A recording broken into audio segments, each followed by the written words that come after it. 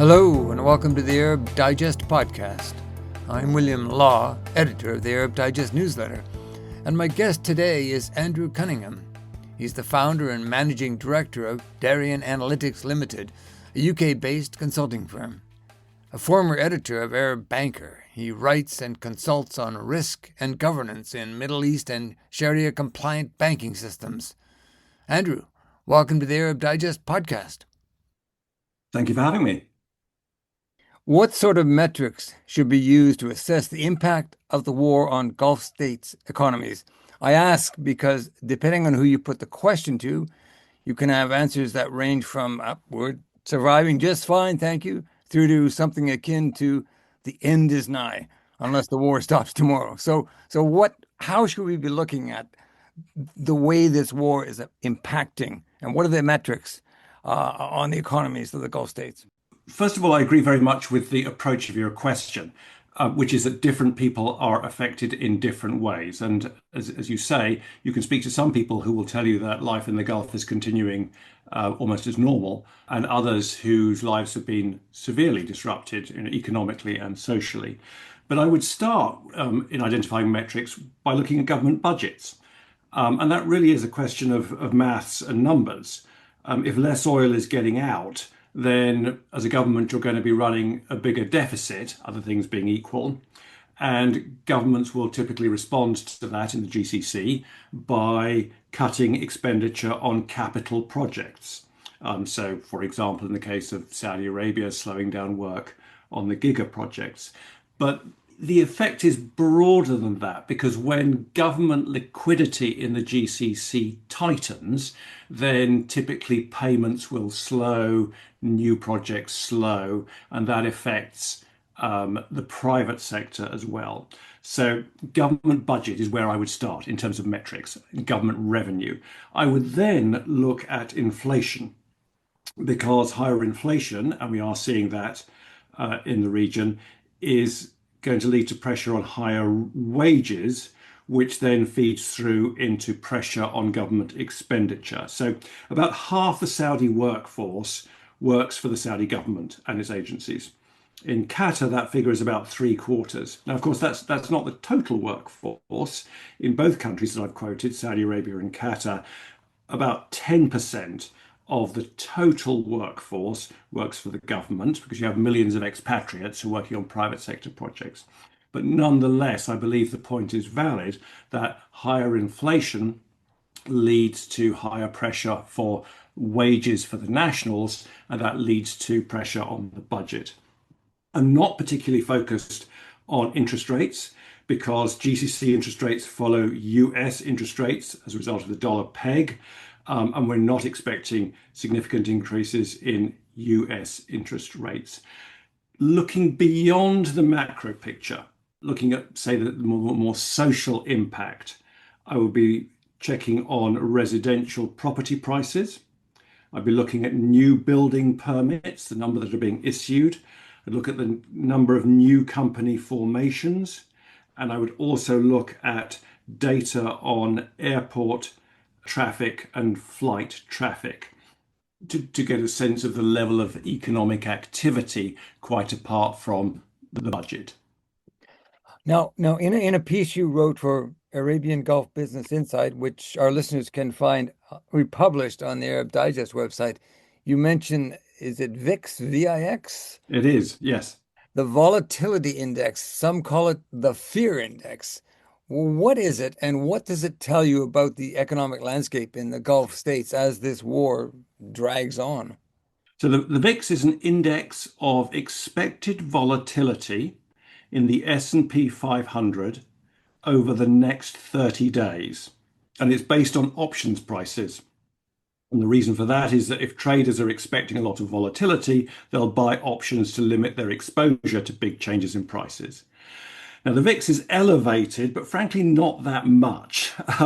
It responded after the start of the war, but let's remember that this is a global index, the VIX. So it's reflecting how particular events, in our case, the war in the Gulf, could affect global stock markets.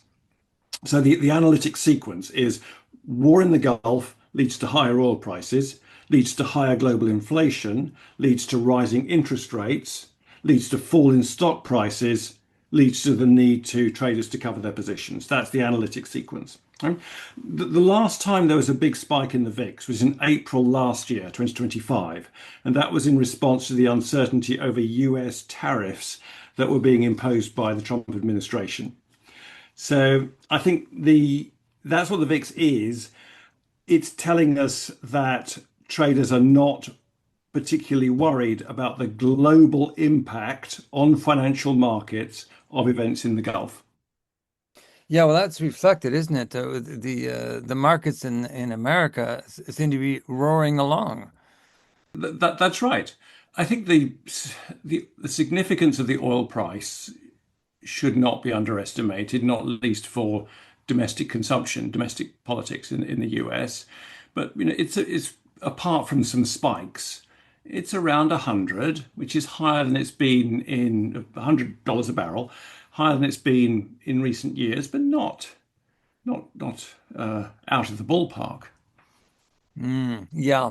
Now, you mentioned this a little bit earlier about something I'd like to explore with you in a little more depth, and that is that the GCC consists of six states and six different economies. Some are faring better than others. So who are showing resilience and who are suffering? Okay, so the ones that are suffering are Qatar and Kuwait. They're the most affected. I mean, I wouldn't overdo how much they're suffering, but in terms of who is most affected, the answer is very simple: Qatar and Kuwait.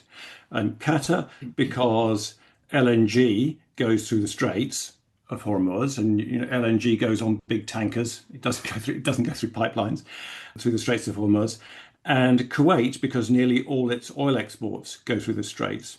And neither Kuwait nor Qatar has access to the Red Sea or to the Indian Ocean, direct access. Right?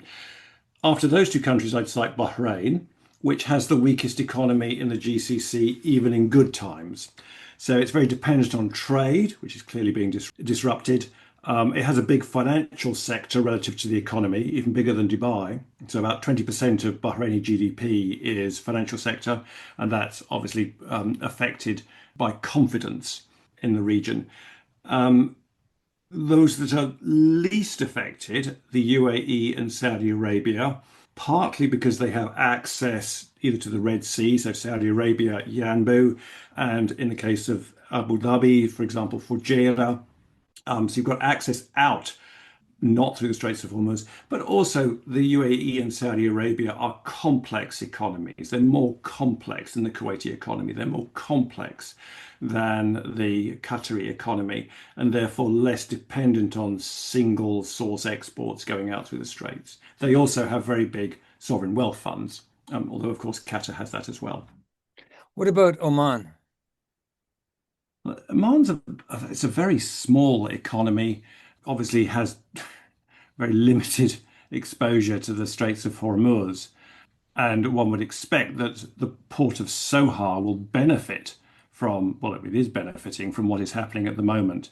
So I do not see the Omani economy being greatly affected by events. Mm. And it's interesting too, isn't it, Andrew? Because the UAE got hit, I think, the hardest, harder even than Israel when the war was hot, and yet they are not suffering as badly as one might expect. I think this is a difficult issue to analyze, and maybe one we can touch on as we conclude. I think in pure economic terms, we can say they're being less affected, but I think there's a huge issue, a huge question mark over the economic and social model of Dubai, which is predicated on stability, security, Mm. low tax. And I think that risk profile has changed. So I think it's a longer term issue for some of the Gulf, for Dubai in particular. I think Abu Dhabi is just so wealthy, it can cope with pretty much anything. I would pose the question as to the impact on some of the smaller Gulf states, and particularly Sharjah, which in recent decades has found itself quite vulnerable to economic shocks. Obviously not Fujairah because it's on the Indian Ocean, but perhaps some of the other smaller Gulf states which have less resilience than the larger economies. So the smaller emirates which have less resilience than the larger Gulf economies. Yes, yes, those Emirates that make up the United Arab Emirates. Uh, with the blockade on the Strait of Hormuz, much attention is being paid, and rightly so, to what is not getting out Yeah. and how that's affecting Gulf state economies. But what about what is not getting in? How Yeah. economically damaging could that prove to be? So, well, let's talk about foodstuffs. So there has been disruption, but much of the food supply into the GCC can be and has been rerouted. So you can use the ports we've mentioned, Fujairah.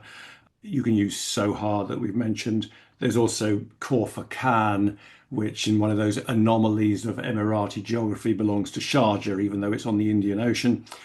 So there are ways in which you can reroute. You can also use air traffic, and you can also draw down on strategic food reserves.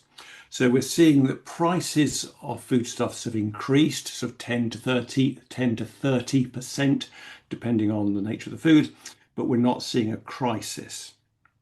If we talk about construction materials, I'm seeing reports that a quarter, perhaps as many as a half of GCC construction projects are experiencing delays. And of course, construction materials are very bulky. You can't air freight them in the way that you can with food. Medical supplies, as with food, there's disruption, but we're not seeing emergencies. I mean, just think back to the embargo of Qatar by certain GCC states, which began in June 2017 and lasted for 3.5 years.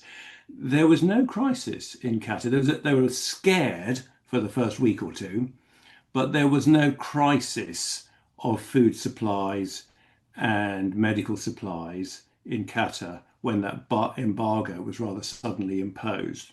So what we're seeing in terms of things getting in is disruption and muddling through, but not crisis. I suppose that's also, in terms of the damage that could do, it depends how long this war goes on. It does. And I think the only defendable thing that any of us analysts can say is that the date fatidique, as the French would say, is the 4th of July. I mean, what one must assume that President Trump wants to declare victory by the 4th of July and the celebrations for the 250th anniversary of the foundation of the United States. But you're absolutely right. I mean, on the one hand, the longer it goes on, the more troublesome the lack of these supplies could become. But on the other hand, the ability to muddle through and to find alternative solutions becomes greater.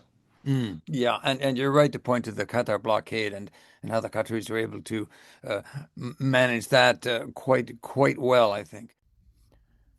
You're listening to the Arab Digest podcast with me, William Law, and the Gulf banking and financial analyst, Andrew Cunningham. For more on what Arab Digest has to offer, head to our website, arabdigest.org, where you can find details on how to subscribe to our daily newsletter. Sign up, and you receive the first 2 months free.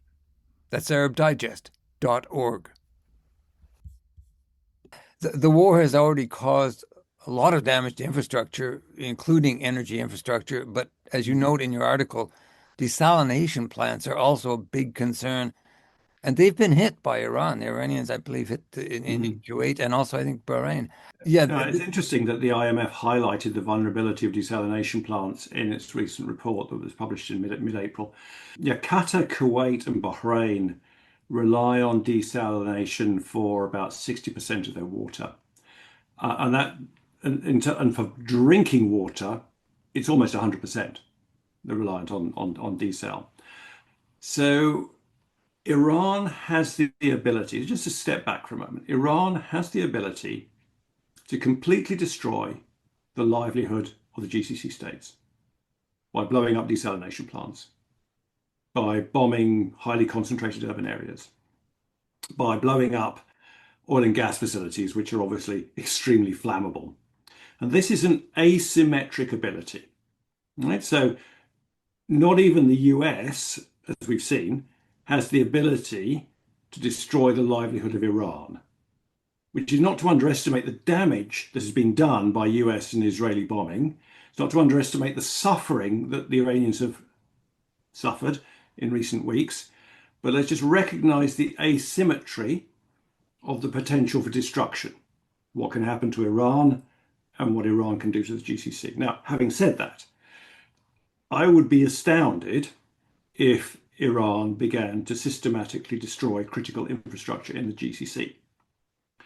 Iran has an interest in there being a prosperous GCC whose governments are well disposed towards it.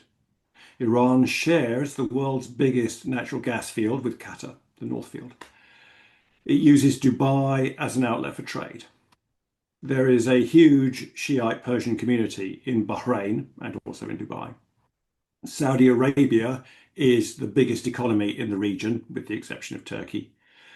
And most obviously, Iran controls half the Gulf littoral, the shoreline, and the GCC states control the other half. So Iran has no interest in undermining the livelihood, the livability of the GCC, but the threat is there, and that threat has been made manifest in the past few weeks in a way that has not been made manifest before. Iran has made the point, if we want to destroy your infrastructure, we can. And just today, we're seeing in the papers reports that the US has postponed further strikes on Iran because the GCC states have asked it to stop. So I think in practice, the threat from Iran is less to the critical infrastructure in the GCC than to the image that some Gulf states have created for themselves. Low tax, low regulation, modern infrastructure, good leisure facilities, pretty good schools, low crime, personal safety. None of that counts for much if a bomb lands on you. And Mm, it's not just Dubai. yeah, yeah. And we've seen Trump rowing back, saying, well, precisely what you're saying, that he claims the Gulf states weighed in on him and said, "Please don't do it now, Mr. Trump." And so I'm not going to do it. And it'll be interesting to see, because the Strait of Hormuz is one card that the Iranians have played very well. This other card, as you say, so powerful. They don't need to do it. The threat just needs to be there that they could do it. And that's Yeah. enough to restrain, presumably, Mr. Trump. But of course, the wild card could be the Israelis. We'll have to wait and see on that one. Now, Yes. you also note in your article that the credit rating agencies don't seem to be overly concerned. I think you said a certain insouciance was the Yeah. word you used. Can you open up on that a little bit more for our listeners? Why are they not, throwing up their hands and saying, "This is Yeah. awful"? Yeah. So since the 28th of February, no Gulf government has been downgraded by any of the three big international credit rating agencies, Moody's, Fitch, and S&P. That has been put on negative watch by one of them, which is Fitch, and there have been negative actions, but no downgrades on Bahrain. But that kind of predates February the 28th. So why? Well, so let's be clear about what a sovereign credit rating is. It's a rating on bonds issued by a government. So how likely is it that the government, under scrutiny, will be able to repay interest and principal in full and on time? And that's all it looks at. It doesn't look at whether it's a nice place, it doesn't look at whether it's sort of complying with ESG regulations. It's very simple. Will you be able to pay your debt on time? And so what contributes to that ability? Well, it's what's the debt stock, and then what are the resources to pay that? And often the most common way that you measure that is debt to GDP. Okay, so in the case of the UAE and Saudi Arabia, that ratio debt to GDP is about 30%. In the case of Qatar, it's about 40%. And that is quite low in relation to double A or high single A rated countries. So South Korea, the ratio is 55%. Okay? higher than any of those three states I've just cited. Czech Republic is 44%.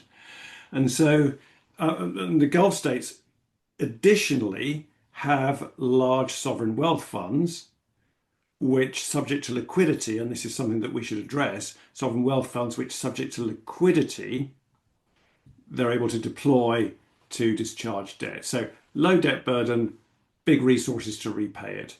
That's so if all you're looking at is that repayment ability, then why would you drop the rating? Okay. And once again, those sovereign wealth funds come into play. The question of liquidity you raise, Mm. how could liquidity be damaged? So I think there are questions which I have to admit I can't answer, but there are questions about the liquidity of Gulf sovereign wealth funds. A few years ago, Kuwait got itself into a terrible pickle because it had run down its liquid reserves. It had huge investments overseas, but it had run down its liquid reserves. And at that time, it didn't have a debt law, so it was unable to raise money on international markets despite having a double A credit rating.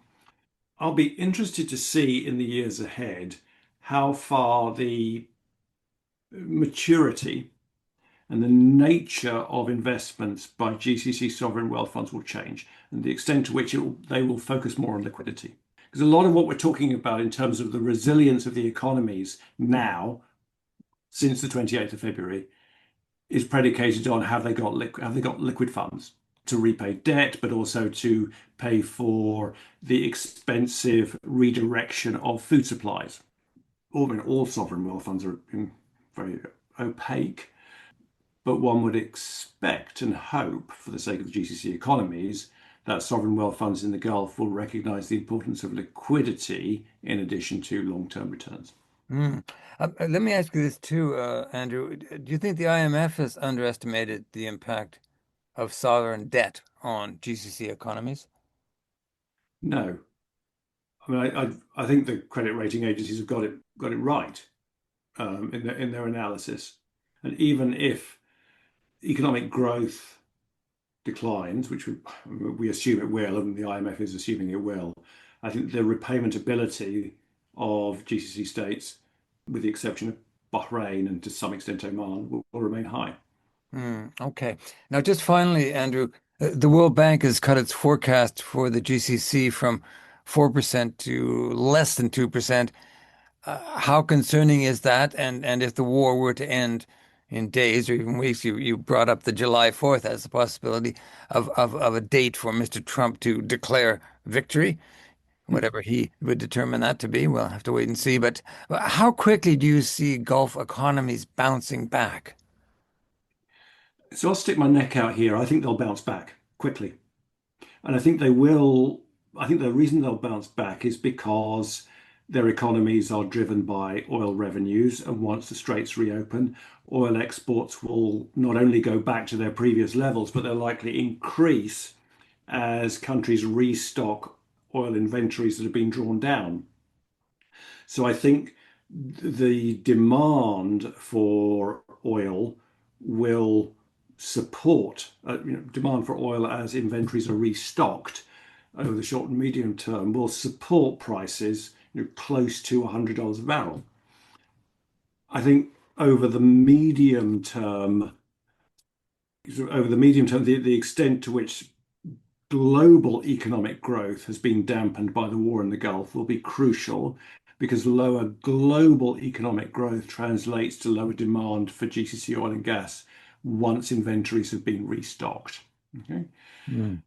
So I think they will bounce back, assuming that there is resolution and the straits reopen at some point over the summer.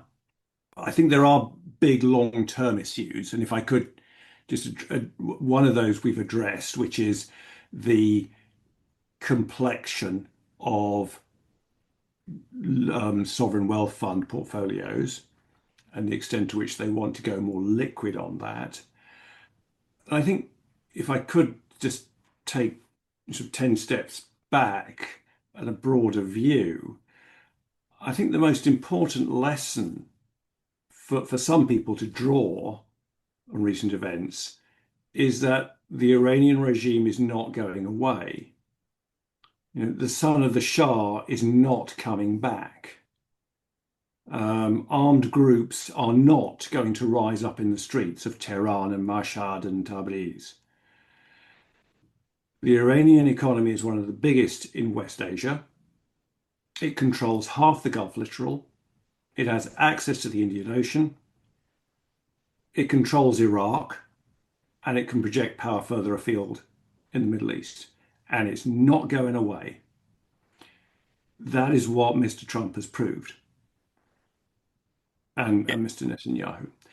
Over time, there will be different personalities running Iran, and there will be different groups who, I don't want to get into this sort of facile Manichaeanism of radicals and reformers or whatever, hardliners and reformers, but different groups will rise and fade.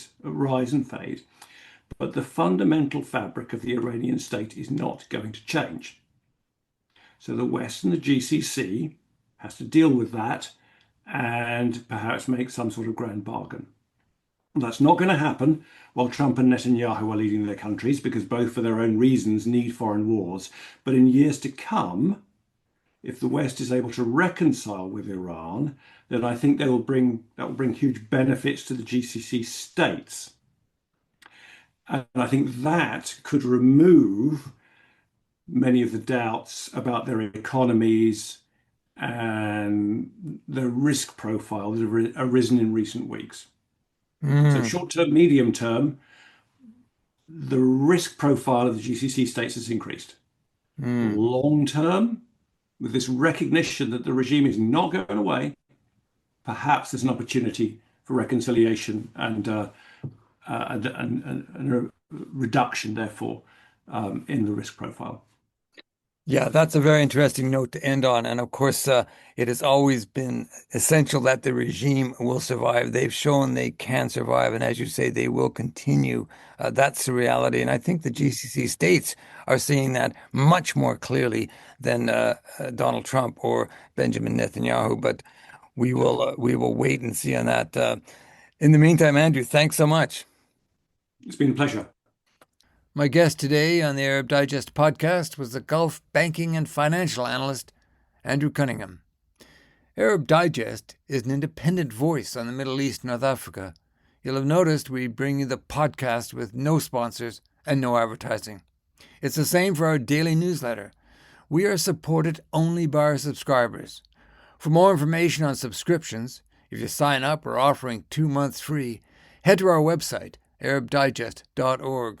We have assembled a team of experts, contributors like Andrew, covering developments in the Arab world with analysis and commentary you simply will not find anywhere else.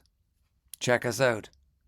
Follow us on Facebook, X, and LinkedIn, and search our library of more than 300 podcasts on Apple Podcasts, Spotify, SoundCloud, or other platforms. I'm William Law, editor of the Arab Digest. Essential reading, essential listening from independent sources.